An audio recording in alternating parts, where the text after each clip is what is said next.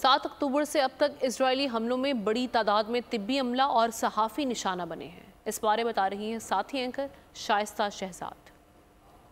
पर इसराइल के 37 रोज से हमले जारी हैं। शहीद फलस्तीनियों की तादाद 11,100 हो गई है, जिनमें से 8,000 खवातीन और बच्चे शामिल हैं। वहीं इमदादी कारकुन, डॉक्टर्स और सहाफ़ियों की जिंदगियां भी छीन ली गई हैं। गजा में सेहत हुकाम के मुताबिक इजरायली बमबारी में अब तक 192 तिबी अमला जान से जा चुका है। 16 डॉक्टर ड्यूटी के दौरान शहीद हो गए हैं। अक़वाम मुत्तहिदा ने 101 रजाकारों के मारे जाने की तस्दीक की है, जो तारीख में किसी भी तनाज़े में मारे जाने वाले इमदादी कारकुनों की सबसे बड़ी तादाद है। 18 फ़लस्तीनी रजाकार इजरायली सफ़ाकियत की भिंड चढ़ गए और अब तक 44 फ़लस्तीनी सहाफ़ी भी अपने फ़राइज़ की अदायगी के दौरान जानें गंवा चुके हैं। सब्सक्राइब करें और बेल दबाएं ताकि कोई खबर रह न जाए।